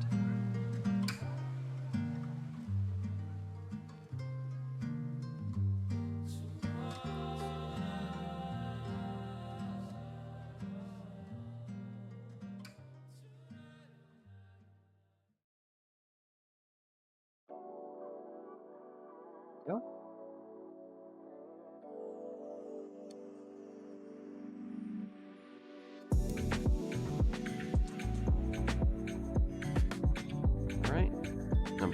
4? It's a 10. Oh, number 3 is a 10, so they're both 10s. All right. We'll get both the 10s off right here.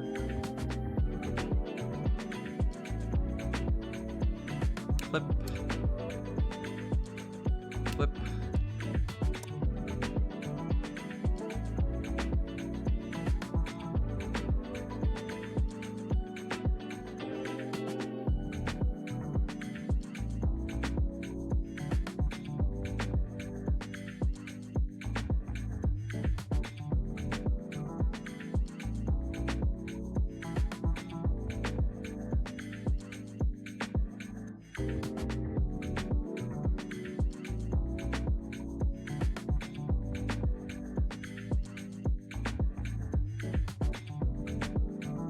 Come on.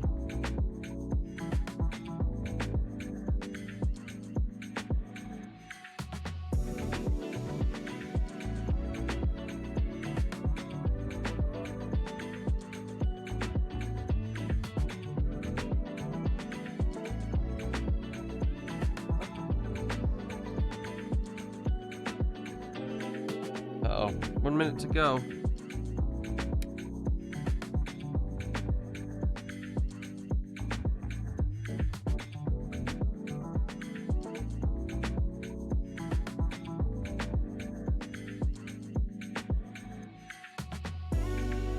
You know what? Let's hit a snooze. Give us another 5.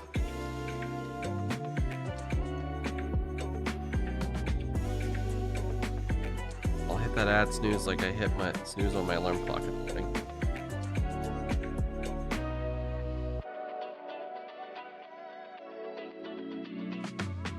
Gotta be careful. It's near this piece of plastic here.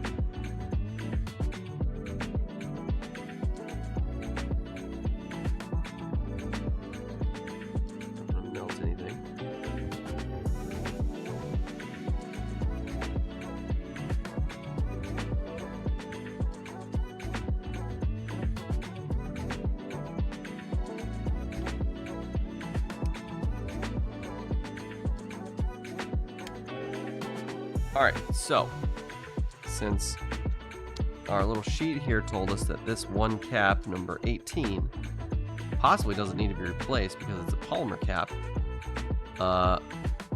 which, oh my god, the legs on this thing are just absolutely mangled.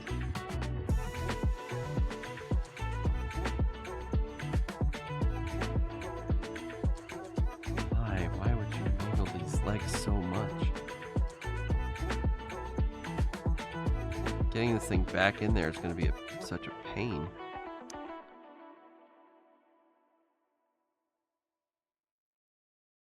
If it does turn out it isn't damaged or anything. And it's a good cap. Alright, so let's put this in our little tester.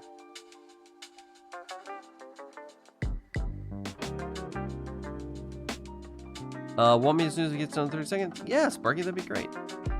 Thank you. Alright, let's put this in our tester. Test in progress. Let's see what we get. We get a capacitor that's 127 microfarad with V-loss of 2.1%. I don't know what V-loss says or means, but this is supposed to be a 100 microfarad capacitor. The fact that it's reading at 127 tells me it's probably bad. So in it goes. Was this the polymer one? I thought that was.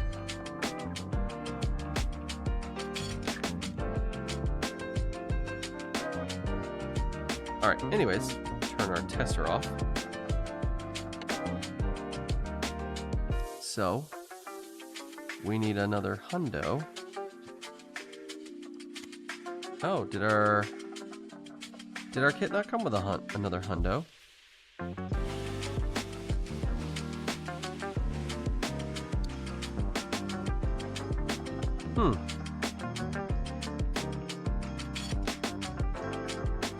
Well, that's annoying.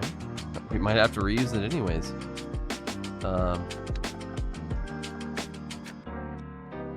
Like that.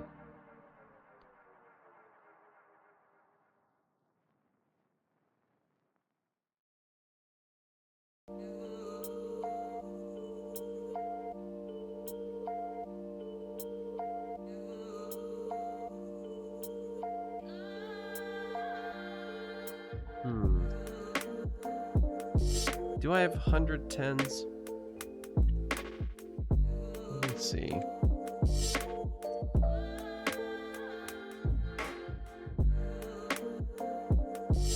That's 1006.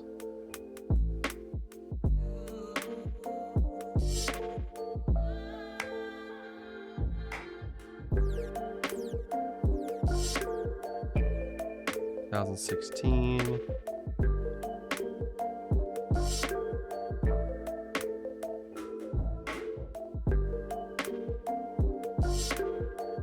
$70.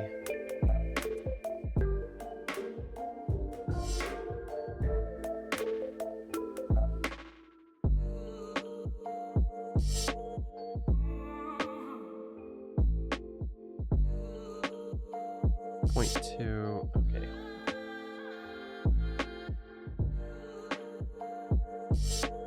Try this tray.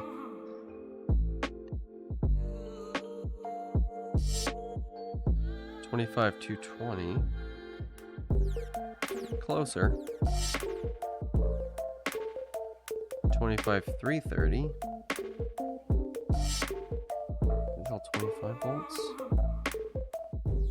$10,470. Yeah, I have so many. I don't think I have. I know I have a bunch of different hundreds somewhere. Ah, here's a 100. Oh. Gotta hit that snooze button. Let's see, here is a 25 volt 100, so that should do. I just want to make sure I don't have one that's closer. Here's a 116.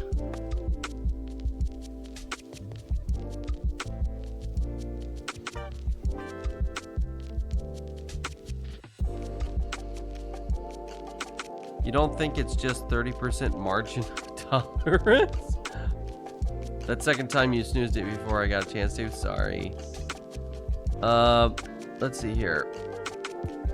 I thought so too, read the electrical conductivity, but all sources say that silver is the best, very closely followed by copper, and then gold trailing in third. Oh, interesting. That said, it's always a good idea to check oneself rather than trusting face value.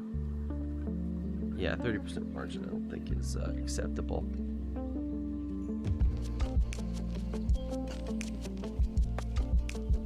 Oh man, something's got moved around. Oh, that's just 47. 47.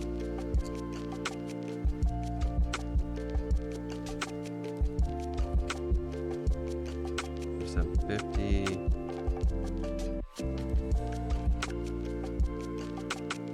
4710s.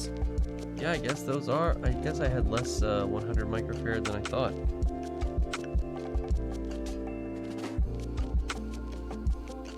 Yeah. Okay. Well, doesn't matter. We'll use this guy. We'll use this one here.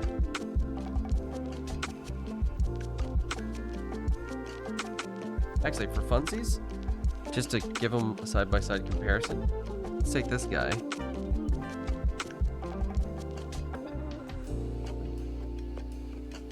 But it's legs down a little so they fit in the tester. Just so we can get a side-by-side.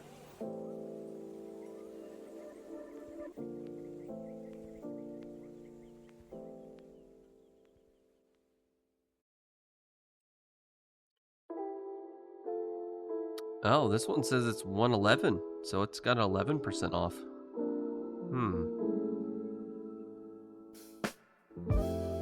Interesting. So what do you think, chat? Do you think I should put the polymer back in? Actually, no, I'm going to use the new one. Even though it doesn't fill me with confidence that it's 11% like off the mark.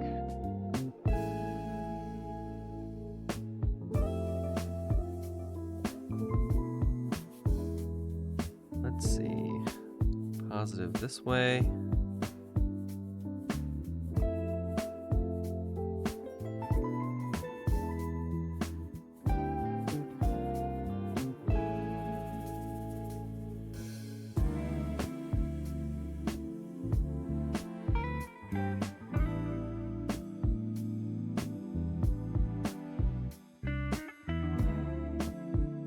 We've got one last news that'll be just enough to get us to raid out of here. So mods, give us a raid message.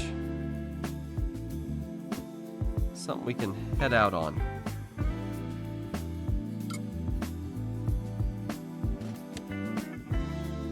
Because that is done.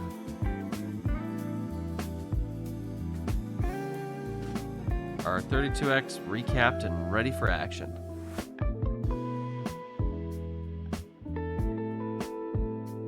Ari, welcome in. 11% is borderline, but better than 27%. Yeah, I might go through my caps and see if I have a better one, and redo that one after the fact. But let's get over to our end screen.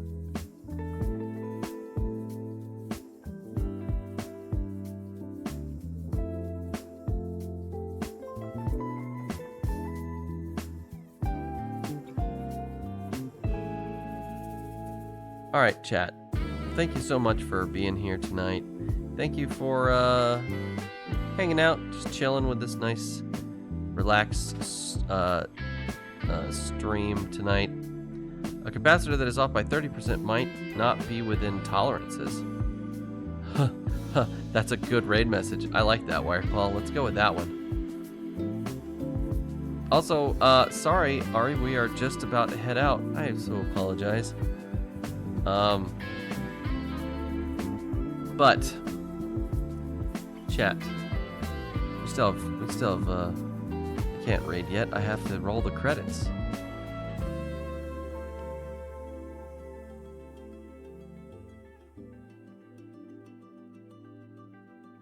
I almost raided out without rolling credits. All right, super big thanks to everyone who came in. Anski for joining the collective. Thank you so much. Big thanks to Royce for always being a good friend of the channel, and you know, being a fun guy just in general to have around. Appreciate you, Royce. And thanks everyone else who came by to hang out, chat, lurk, chill, vibe. You know, it's all good. I really appreciate everybody. And the biggest vibers in this channel would be our wonderful mod team, Sparky Duka and Wireball. Thank you guys so much for being here. You're the best. I really do appreciate it. You're all the best. Who am I kidding? Everyone here, you're the best. You're the best on Twitch.tv. I promise. Who's out there we can raid? Let's look.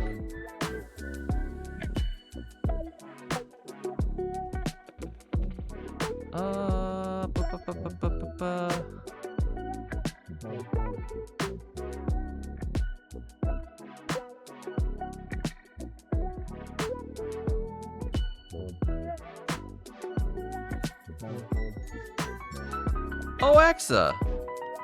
Let's raid AXA. AXA will enjoy a raid. They're playing Sid Meier's Civilization 6? That's pretty retro. Yeah, let's go give AXA some love. Alright, everybody. You stay awesome out there, and take care of yourselves. See you later.